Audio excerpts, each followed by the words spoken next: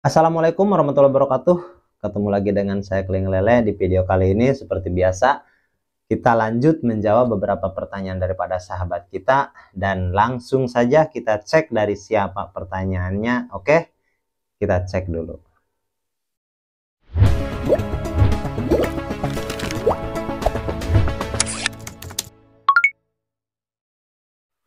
Oke, ini ada pertanyaan dari Bang Juragan Ayam. Ini pertanyaan lanjutan daripada pertanyaan video sebelumnya. Jadi pertanyaannya seperti ini. Maksudnya air siap tuh gimana, Bang? Itu air sebelum tebar udah saya endapkan 7 hari, bahkan sampai udah banyak kelihatan kutu air dan jernih nyamuknya. Apa air kayak gitu belum termasuk air yang sudah siap ya, Kang?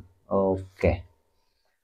Kalau kronologisnya seperti itu, sebenarnya itu air udah siap. Karena air itu apabila udah ada kutu air, udah ada mikroorganisme, bahkan yang apa namanya, yang udah kelihatan gitu kan. Kalau bakteri kan nggak kelihatan tuh. Kalau mikroorganisme kayak jentik nyamuk dan kutu air udah kelihatan, itu air udah cukup bagus. Udah cukup bagus. Tapi kalau di situ menemukan masalah, misalkan minggu pertama ikan itu gantung dan mati. Di sini ada satu lagi yang belum saya bahas. Pertama, saya mau tanya nih sama Kang Juragan Ayam. Meskipun untuk saya itu nggak berlaku sih untuk saya, tapi ya untuk teman-teman saya yang lain itu masih digunakan cara yang itu. Yang pertama, ketinggian air.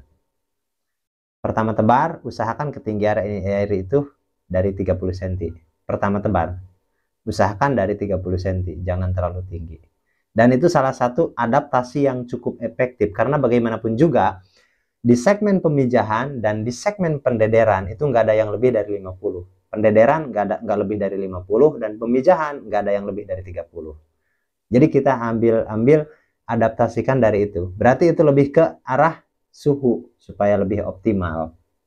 Seperti itu. Kurang lebih seperti itu. Tapi nggak beranggapan seperti, ada juga yang mengatakan, Bang, ikan kecil kan kalau airnya terlalu tinggi, nanti dia pas dari dasar tuh, pas naik ke atas gitu, pengap-pengap gitu, dia susah. Ya sebenarnya nggak seperti itu. Orang ikan itu makhluk air gitu kan, pandai berenang dia. Sebenarnya bukan ke situ sih sebenarnya. Ini lebih ke arah lingkungan. Jadi kita kan menyesuaikan nih supaya adaptasi benih yang baru dengan lingkungan yang ada. Kurang lebih seperti itu. Dan itu air bisa salah satu juga. Dan untuk Kang Juragan Ayam, ini air pun harus dipastikan jangan lebih dari 30 kalau bisa. Ya 30-40 cm lah kalau bisa. Dan kalaupun nanti misalkan ada pertanyaan, tapi kan daerah saya panas, misalkan ada juga kan beberapa sahabat kita yang bertanya seperti itu. Daerah saya panas, gimana?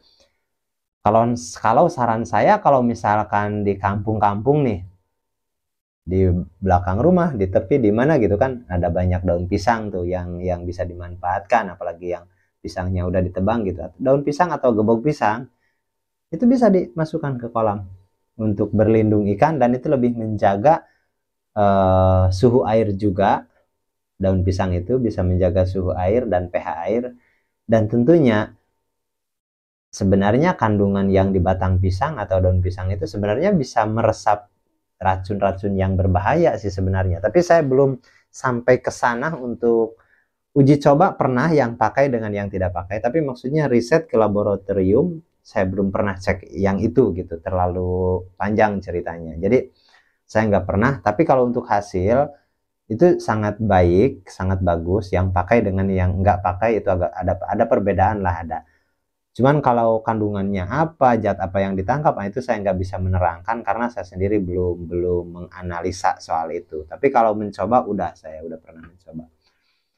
Jadi coba saja untuk Kang Juragan Ayam dari ketinggian air yang disesuaikan seperti itu. Kalau dipastikan benihnya itu dari sananya bagus, sehat, dan bersertifikasi, berarti kan sudah lulus tuh, sudah lulus SNI lah. Terus airnya pun udah diendapkan, udah bagus. Tapi kenapa masih ada masalah, nggak jelas. Sebenarnya itu hanya karena belum ketemu aja masalahnya. Seperti itu. Tetap masih ada masalah yang nggak jelas itu karena nggak ketemu. Kalau udah ketemu, Ya saya rasa kadang-kadang kita secara nggak sadar gitu, oh masalahnya cuma segitu doang, hanya itu doang gitu, kok bikin repot begitu lama gitu, kadang-kadang harus gagal beberapa kali gitu, padahal hanya itu doang gitu kadang-kadang. Jadi ada satu lagi yang harus dikoreksi, yaitu tentang ketinggian air, kurang lebih seperti itu. Dan itu kita bisa sama-sama belajar gitu, karena menurut pengalaman saya ada juga sih sahabat kita yang dekat dengan saya yang seperti itu, kejadian seperti itu. Ikannya udah bagus benihnya, kolamnya airnya udah bagus, tapi malah jadinya seperti apa ya, selalu ada kematian di minggu-minggu pertama, kurang lebih seperti itu. Oke, kita lanjut ke pertanyaan berikutnya, yaitu dari Ready 2273. Bang, kalau di tempat saya suhu dingin, baiknya kocor apa tidak ya? Sebenarnya suhu dingin itu bagi manusia dan makhluk asing, yang asing lah bahasanya, termasuk lele pun kalau asing, kalau pembenihannya terlalu jauh ambilnya, itu bisa disebut asing. Tapi kalau dekat, yang agak sedikit mirip-mirip gitu cuacanya, saya rasa itu nggak ada masalah, nggak ada perbedaan, nggak ada. Kecuali dari dataran tinggi dibawa ke dataran rendah, itu biasanya ada kendala gitu. Meskipun bisa disiasati juga, apalagi kalau dari dataran rendah ke dataran tinggi mah itu mah kadang-kadang nggak ada masalah, soalnya airnya udah bagus, udah bagus. Bahkan saya sudah sering membuktikan dari dataran rendah daerah panas dibawa ke dataran tinggi daerah gunung yang sejuk gitu, yang dingin dan airnya yang bagus, dikarenakan air sumbernya itu dari gunung bagus, justru lebih bagus hasilnya, lebih bagus dari dataran rendah dibawa ke dataran tinggi daripada sebaliknya dari dataran tinggi dibawa ke dataran rendah, seperti itu. Dan itu nggak masalah, sistem kocor nggak masalah, banyak juga sistem kocor kayak apa ya, apalagi kalau kocornya besar dari gunung langsung, itu the best quality, itu paling bagus, itu gak masalah, itu bahkan lebih bagus lah, kocor seperti itu lebih bagus, meskipun suhunya dingin seperti apapun lah, itu gak masalah, seperti apapun gak masalah. Cuman kalau bisa benihnya itu dari sesama dataran, maksudnya dari sesama dataran tinggi, seperti itu, kurang lebih seperti itu. Oke, kita lanjut ke pertanyaan berikutnya, yaitu dari user KV20. Solusi ikan lele pada gantung gimana Om? Oke. Solusi ikan lele pada gantung.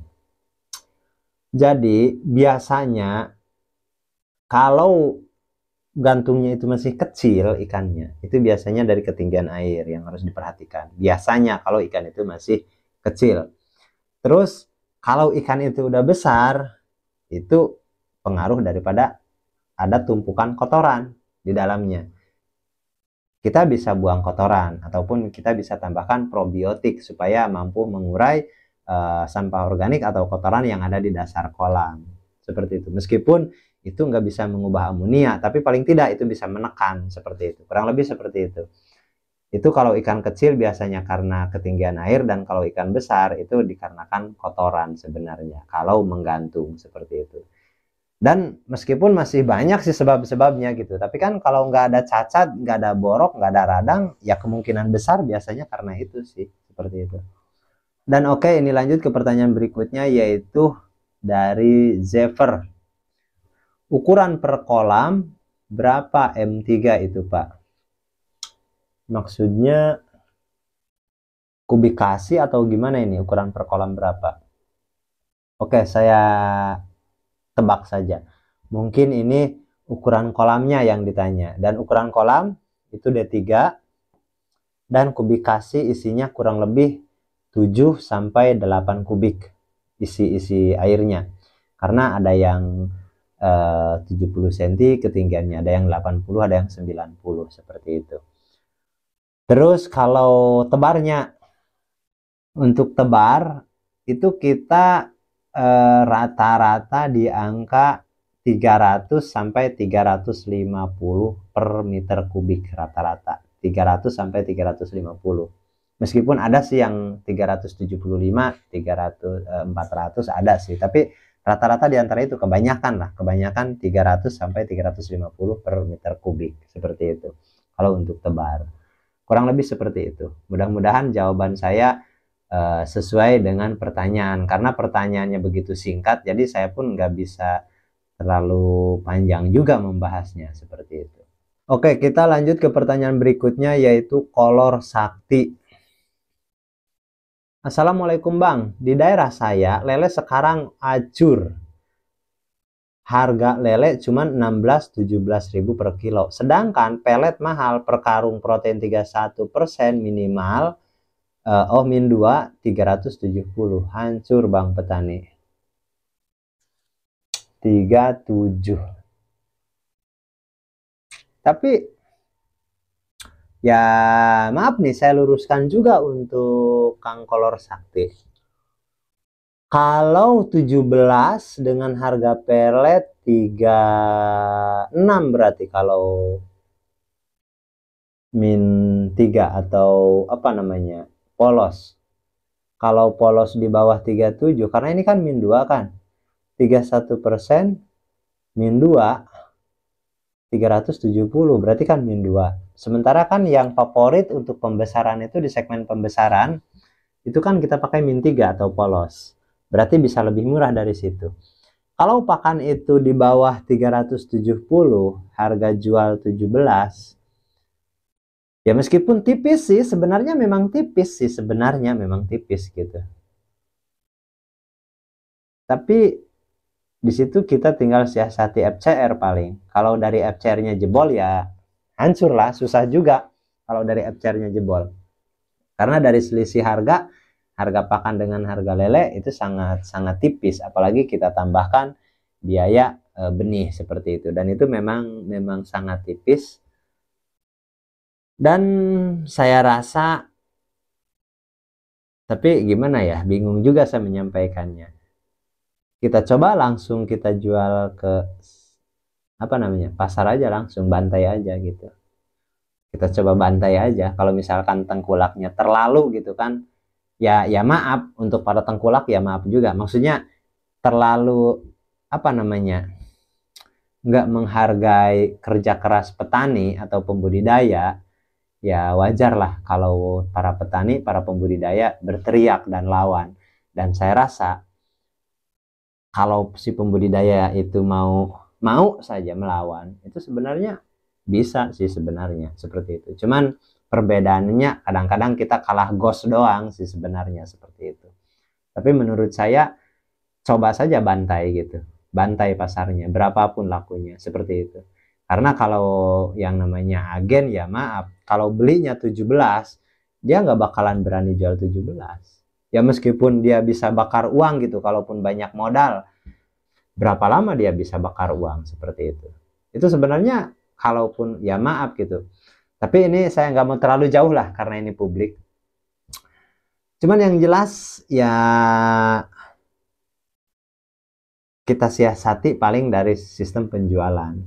Agak sedikit memohon lah, jangan 17 lah kalau bisa. Ya 19 gitu, berapa gitu, ya minimal lah seperti itu. Dan oke, ini ada yang jawab juga dari bawahnya, dari bawah Kolor Sakti ada yang langsung menjawab, yaitu Pamungkas. Oh, Aji Pamungkas ini mungkin yang jawab, ini Aji Pamungkas nih. Di tempat saya hampir 35 sekilo Bang. Kalau udah bersih 40 per kilo. Wow, luar biasa itu. Di daerah mana ini? Jualnya ke situ aja. Oke, untuk Bang Kolor Sakti itu jualnya ke daerah Aji Pamungkas tuh. Kalau di daerah Abang Kolor Sakti ini 16-17, sementara di daerah Bang Aji Pamungkas 35, paling murah.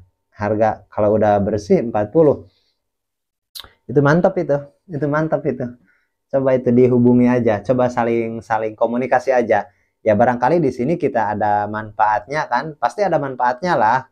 Ya barangkali di sini jalan kita lah untuk di satu forum kita berkumpul, kita sharing, kita belajar bersama, dan mudah-mudahan ada jalan gitu. Komentator sama komentator bisa saling saut lah, barangkali seperti itu, bisa saling tukar nomor handphone dan seperti apa, seperti itu bisa. Dan coba saja hubungi, dan mungkin ini jalannya untuk Bang Kolor Sakti ini. Bisa jual mahal, bahkan bisa lebih mahal dari daerah saya ini. Ini mantap ini. Daerah saya jangankan 40, mau 21 aja. Cuman saya doang yang berani angkat harga 21. Yang lainnya masih di angka 20.000. Kalau saya kenapa berani? Saya pun sama petani, hitungannya begitu. Saya pun merasakan payahnya menjadi pembudidaya itu, menjadi petani seperti apa, seperti itu. Jadi saya nggak mau merendahkan, kurang lebih seperti itu. Oke, kita lanjut ke pertanyaan berikutnya, yaitu SKRQP6PN. Bang, kalau hujan apa meluap kolamnya? Oke, ini yang di sistem kocor. Yang di kolam bundar ini pertanyaannya. Kalau hujan meluap? Enggak, karena kita pakai water level.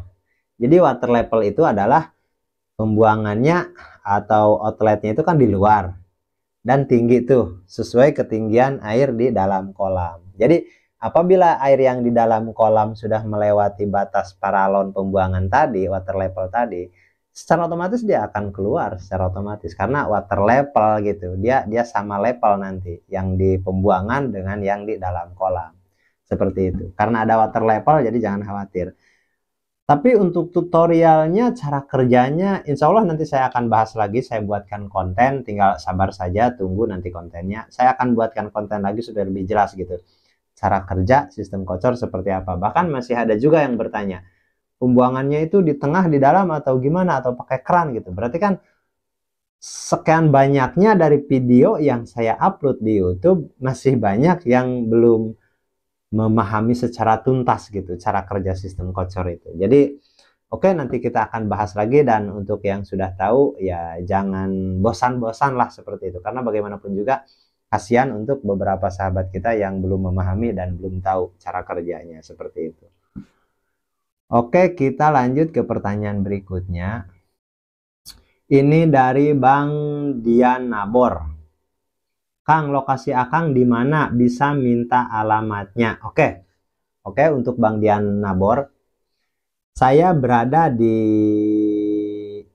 ini dari desa lah, dari desa, kita sebut dari desa. Desa saya itu Desa Cipedang, Kecamatan Nyawanesalam, Kabupaten Lebak, Banten. Seperti itu. Desa Cipedang, Kecamatan Wanesalam, Kabupaten Lebak, Banten.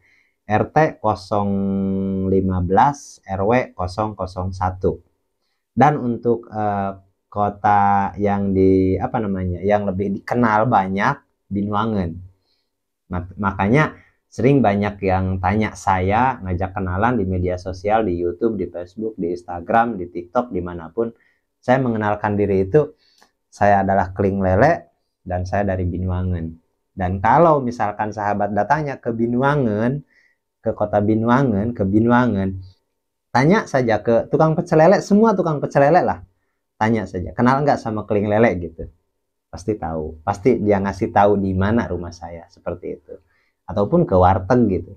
Itu saya bisa pastikan, pasti tahu lah, orang semuanya pelanggan saya seperti itu. Kurang lebih seperti itu, pasti tahu. Kalau datanya ke Binuangen. Karena saya Kling Lele, berarti kan bisnis saya bisnis lele. Dan kalau tanya kepada penjual atau kuliner malam atau pecel lele gitu, dia udah pasti tahu, udah seperti itu. Oke, kita lanjut ke pertanyaan berikutnya, yaitu dari Nurul Hidayah. Oke, ini Mbak atau Abang ini? Kayaknya akunnya akun Mbak nih, Mbak Nurul Hidayah. Sayangnya tidak ada keterangan usianya berapa minggu atau bulan dan kapasitasnya isinya berapa ekor per kolamnya, Kang.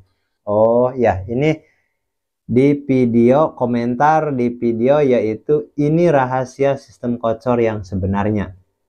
Di belakang rumah saya kontennya. Jadi begini. Di situ sebenarnya saya ada terangkan sih, ada terangkan. Yang ini usia 2 minggu, yang ini 3 minggu, yang ini udah 6 minggu, yang ini 7 minggu, bahkan yang ini beberapa hari lagi panen gitu. Ada sih sebenarnya, ada. Tapi oke lah, saya ulas di sini. Jadi itu kalau mau disebutkan semuanya, karena itu ada 5 bak, hanya 1 yang kosong udah dipanen. Ada 5 yang ada isinya. Itu dari yang paling kecil itu usia 2 minggu, itu dari yang paling kecil ya 2 minggu, dan yang paling besar itu 7 minggu. Seperti itu keseluruhan usianya. Dan di situ ada yang 3 minggu, ada yang 4 minggu, ada yang 5 minggu, ada yang 6 minggu. Seperti itu kalau untuk usia.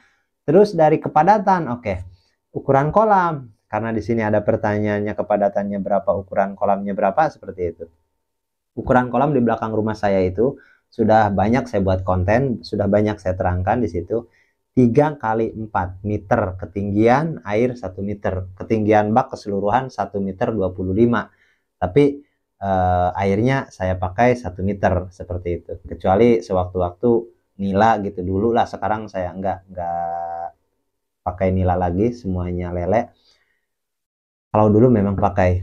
Itu ketinggiannya 1 meter, diameternya 3 kali 4, ketinggian 1 meter, dan isinya itu 5.000 ekor per kolam. Isinya itu 5.000 ekor per kolam. Kurang lebih seperti itu. Oke, mudah-mudahan bisa terjawab, dan saya minta maaf kalau di waktu konten itu saya kurang jelas menerangkannya seperti itu. Mungkin gimana? Saya kurang begitu detail seperti itu. Meskipun saya rasa saya udah menjelaskan, tapi nggak apa-apa, saya ulas, saya minta maaf. Karena ya dengan suguhan gaya bicara dan kesederhanaan saya dalam berbicara seperti ini, mungkin sahabat susah untuk memahami gitu. Ini sih karena lebih ke arah apa ya? Saya nggak pandai berbicara sih sebenarnya gitu. Jadi kurang bisa berbicara lah, dalam artian ya maklum aja lah, namanya juga orang nggak sekolah, seperti itu. Saya minta maaf, dan saya akan terus jelaskan sampai betul-betul semuanya paham, kurang lebih seperti itu.